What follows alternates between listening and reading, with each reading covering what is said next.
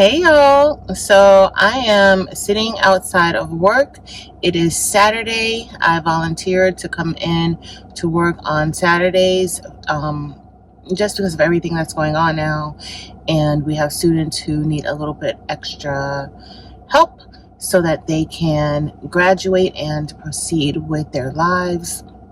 And so I'm here just to give them a boost and see how I could help them do that.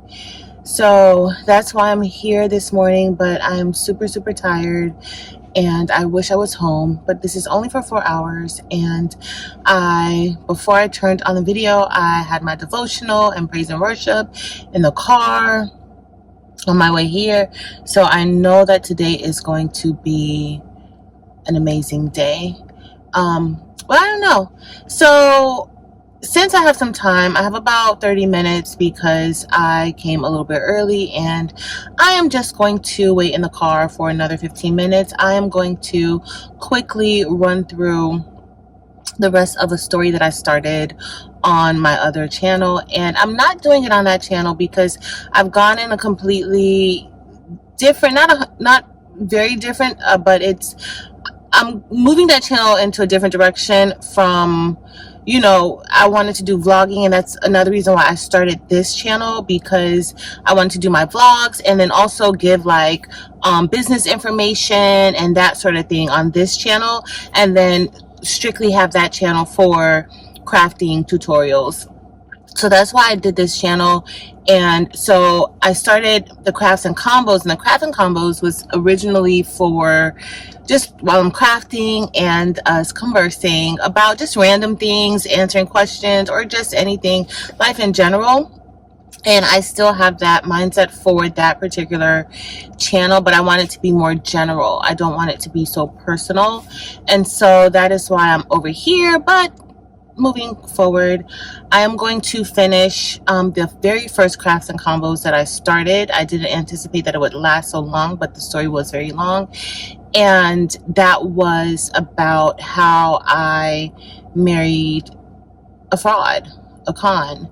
And truthfully, I haven't really been too pressed to finish the story, because I think that in me actually saying what happened and addressing the shame and just feel the feelings of stupidity, I think me addressing that, I think I definitely found the healing that I needed for that particular time in my life.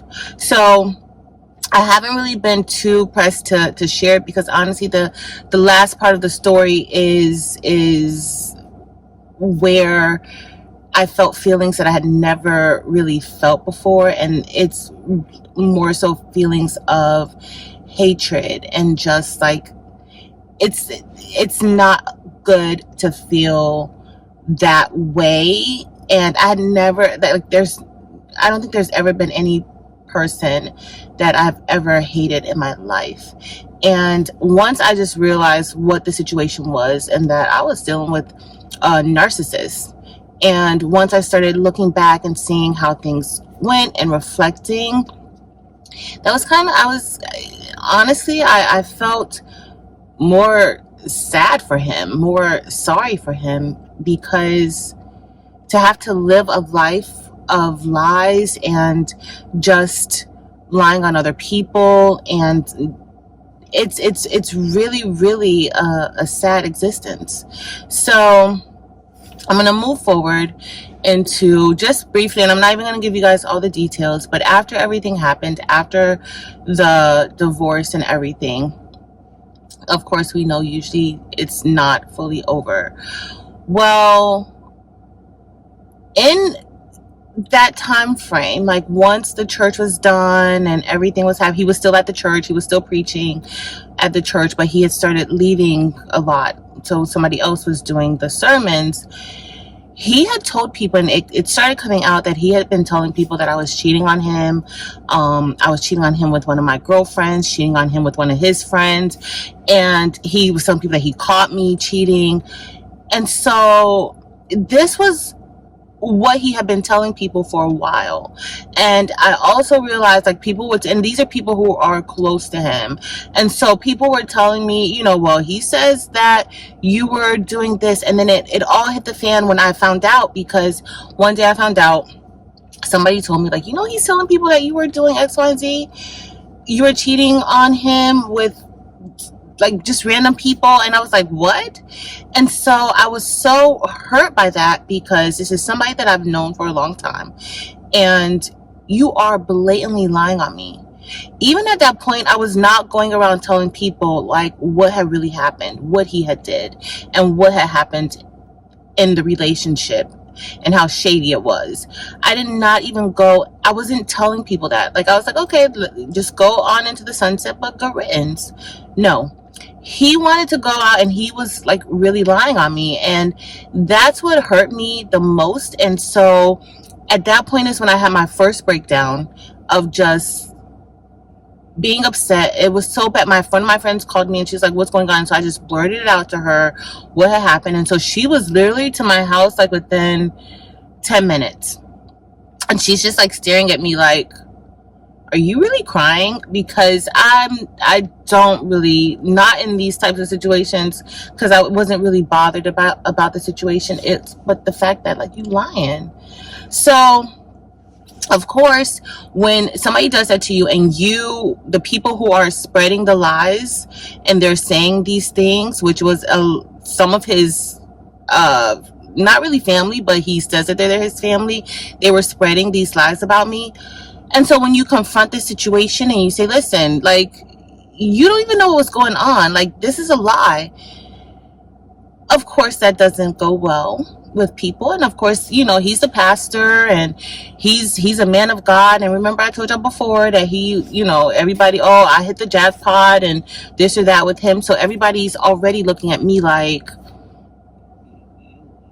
you're the problem. Like, it was your fault. Like, the stuff that he says about you, it has to be true, because he is not a liar. He would not lie. So that's what happened in that particular case. And so I found myself, and the only part of the story that I'm really going to even go further in, because I'm so over the story, and I don't, honestly, I'm really over the story. But the only part that I'm going to really touch on today is, so after that first time I found out, and I found out some other things, but then it started, like, now it's, the only part I'm going to touch on is that even after that, like, my friend was like, let's go, we're going to go to the church. And I was like, I'm ready. I'm down with going to the church. And that next day, I was already dressed and ready to go to the church. And I went down my street, and it was either you're going to make a left or you're going to make a right. And so I was going to make a left. Well, before that, I started visiting churches. My god sister took me on a church tour, and we started seeing churches that I might want to go to, because at that point I didn't want to have anything to do with church, and I was not going to church. And I was like, no. And so I ended up going with her, because she was like, I'm not going to let you, not go or let him taint you. No.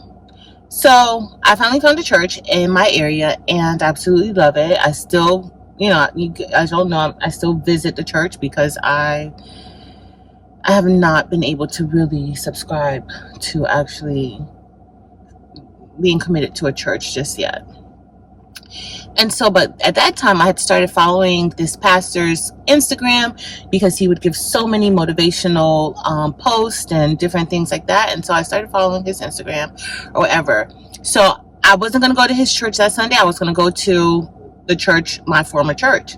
Get in the car, get ready to head in that direction. And I'm at the stoplight. I pull out my phone and I go on Instagram. And the first post is a post from the pastor of the church that I was going to, and it said something like, don't let your emotions steer you in the wrong direction. And I'm like, so immediately I literally cut across the traffic, cut across the lanes, and went in the direction of the church. And my friend was like, girl, where are you going? We're going to, and all I had to do was show her the phone or the Instagram post, and she was like, yeah. And so at that point, like every time I think about it, like I think like, God, thank you. Because y'all, I was so angry. I was so furious. It's no telling like what my response was going to be when I saw him. And so I'm so thankful that, I pulled out the phone. That post was the very first post. And after that, I was like, you know what? God, thank you. When I got to the church service, everything was about laughter. The sermon was about laughter. The sermon was, what happens tomorrow will make you laugh. And then we were singing a song by B.B. Winans about laughter is like medicine. Like it was the sermon itself, like it was like a comedic sermon. And so I laughed throughout the whole sermon. And so by the time I left church that Sunday, like all of that heaviness, all of that anger just vanished. It disappeared. So that's kind of how that story went. That is not how it ended. There were so many other things that happened after that, but as far as me and that particular situation, that was just a sign that I knew that God was with me. And how I approached things after that was a lot different.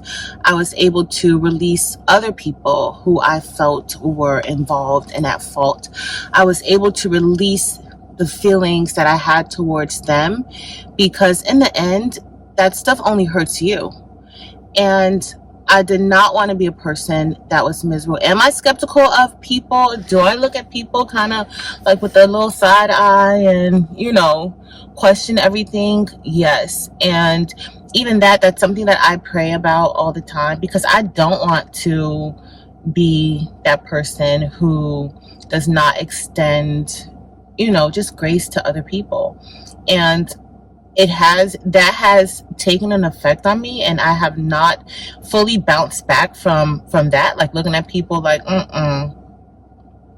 you sus. But it's all good. Gotta go, guys. All right, y'all, so I'm back and I am done with work, and I decided to come and get me something to eat. All week I've been doing fruits and veggies, and so I am getting me some salmon today. I came by to do curbside pickup at Seasons 52, and I absolutely love Seasons 52.